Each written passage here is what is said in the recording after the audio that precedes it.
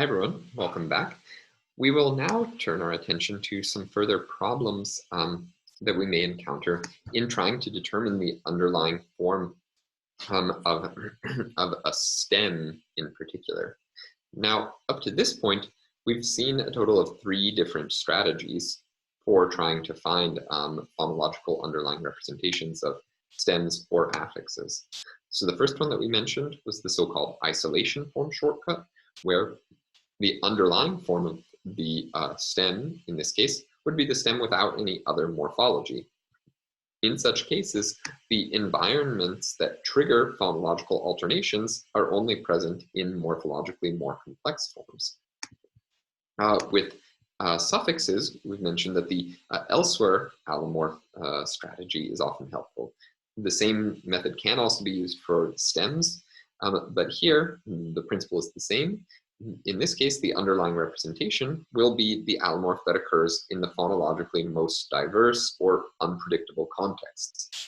And finally, the last option is to look at morphologically complex forms. So this is the opposite of the isolation form shortcut.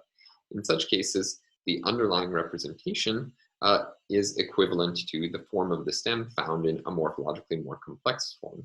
And this is typical when the stem in its isolation form without any affixes is subject to some neutralization processes. And that is precisely what we have seen in the data from Russian, German, and Turkish.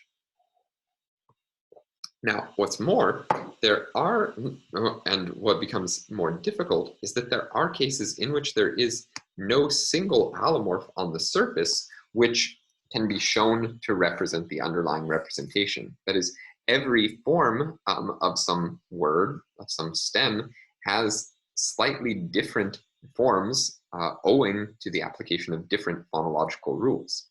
And in those cases, the underlying representation has to be sort of assembled, built up from the different parts, from all of the different allomorphs. It's not possible to find one single surface allomorph, to point to that allomorph and say, yes, that allomorph is equivalent to the underlying representation. Instead, the underlying representation is a little different from all of the surface allomorphs, and different rules applying in different contexts will result in the different allomorphs. So here in the morphophonemic analysis, we have something slightly different happening from phonemic analysis, where in phonemic analysis, the underlying form of a phoneme will always need to be equivalent to one of the surface allomorphs. Normally, one might assume, well, we'll mention this in a later lecture, some further problems in the abstractness of underlying representations. But we can already see here today that there will be cases in which the underlying form of some morpheme does not necessarily need to be equivalent to any surface forms. So we'll look at an example case from the Tonkawa language, which is a language which was now extinct, spoken in parts of the United States. So here's data from a linguist at the University of California, Los Angeles, who worked in the middle of the 20th century. So I've divided the data here into cases in which it's a bit easier to identify the underlying form of the stem, and data in which it's a bit more complicated. And let's begin from forms 1 through 8. Beginning in this data, it looks as though the nouns given in number 1, a steer and a hoe, a kind of agricultural implement, are the isolation forms. And in the other forms, the words meaning cut and the verb to hoe, to use this sort of agricultural implement, there are some further suffixes. So in number 2 and 6, we see a suffix o. In 3, we see a prefix we and a suffix o. And in 4, we have a prefix k and a suffix o. So I would assign the suffix o the meaning he, so essentially the meaning of the subject of those verbs, and the prefixes k, we, and k correspond to the object of those verbs, them and me. So and when we look at the stem, we find in 1 through 4 and 5 through 8 respectively, 3 different stem allomorphs. So for 1 through 4, we have pichen in 1 through 4, but pichno in 2, wepchino in 3, and kepchino in 4. So we have forms where there are 2 vowels in the stem, and then forms with either what we could say the first vowel or just the second vowel, pichen or pchen. And we see the same pattern in the verb for ho, notoh, but not and ntoh. So either the first vowel or the second vowel can alternate with 0, can alternate with nothing, so to say. And intuitively, I would tend to say here that it looks like probably these vowels are deleted.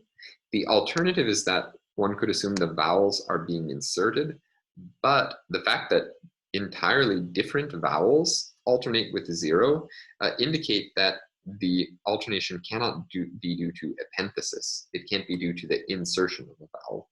Normally, when we find processes of vowel insertion causing vowels to be put in that are not present in the underlying form of some morpheme, we usually find the same vowel occurring on several different stems. Here we see 3 different vowels alternating with 0, E, A, and O. And it intuitively doesn't look like the different vowels could be due to different phonological contexts here. Now, if we assume that all of the vowels, as we see in the isolation forms, the nouns steer and ho are present in the underlying form, then it's possible to write a rule that deletes the second vowel of the word if there are at least 3 underlying vowels. So the rule given in 11 specifies that a vowel is deleted, it becomes nothing, if there is a sequence of at least 3 vowels, and this is the second vowel. So remember recall that the notation with a subscript 0 means that any number of constants could occur there in between those vowels. So if we try to derive, for instance, the stem allomorphs pichen and pchen, so let's take number 2.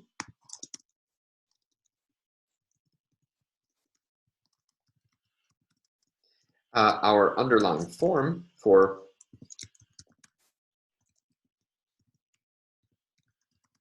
the verb meaning he cuts it has the suffix o, and in this case our rule will apply to the a. So our rule sees our rule of vowel syncope sees that the underlying representation contains 3 vowels, e, a, o, and the second of the 3 vowels, starting at the left edge of the word, will be deleted. So by this rule, just copy this. The second vowel is deleted and we obtain the form pichno. Now, instead, if we look at a form that has 4 underlying vowels, so we have we, pi, chen, o. In this case, the vowel syncope rule will look starting at the left edge of the word and see here's 1 vowel, here's a second vowel, and here's a third vowel. So I will delete the second vowel.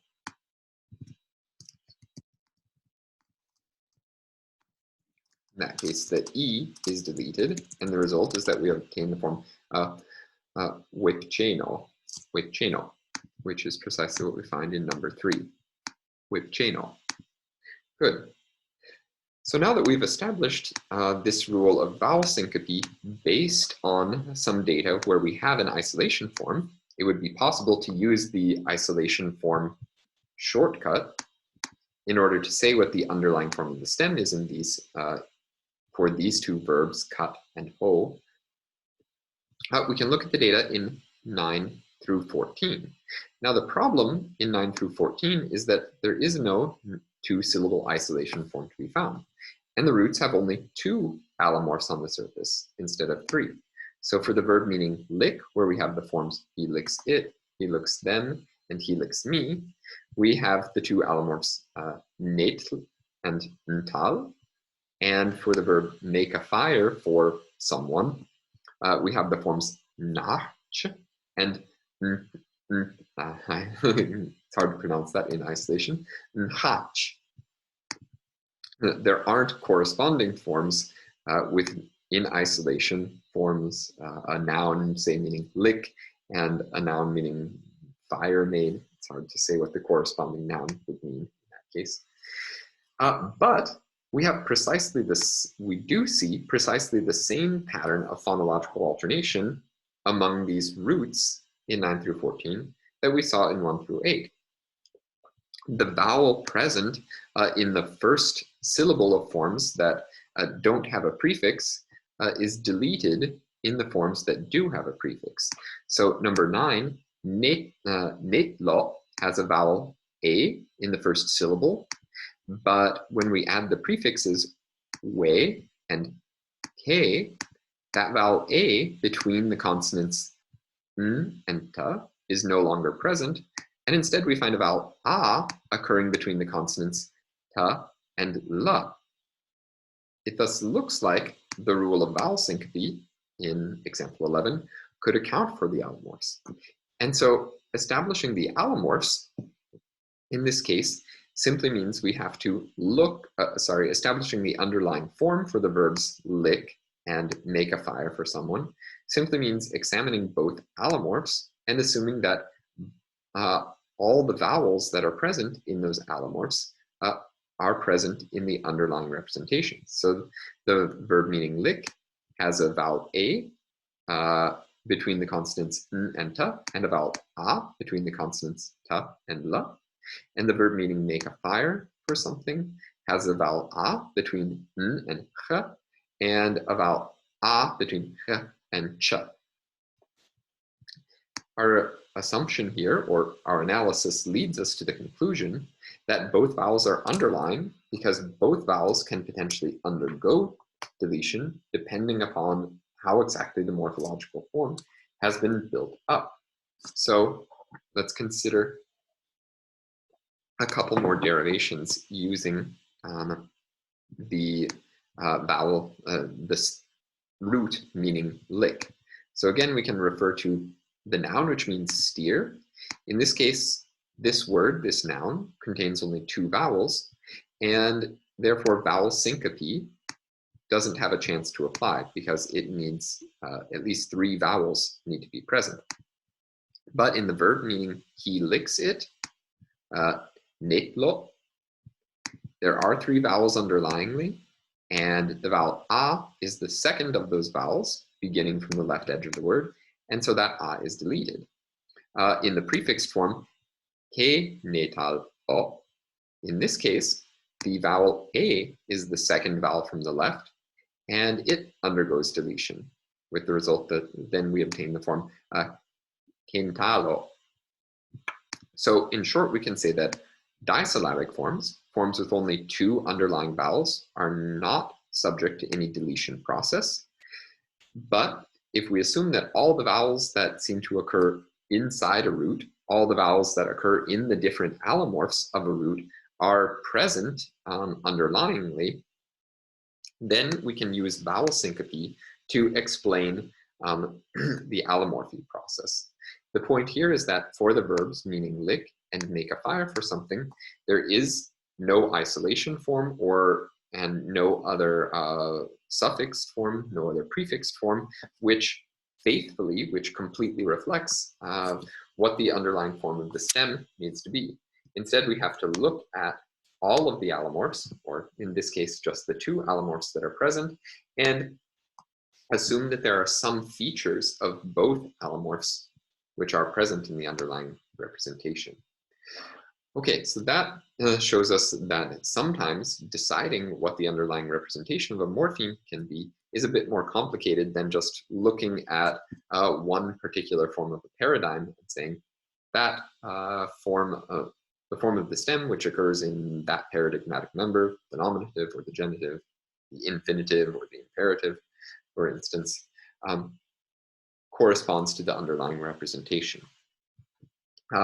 When we come back, we'll turn to our next major topic, which is starting to look at how, in a bit more precise fashion, how rules can interact with one another.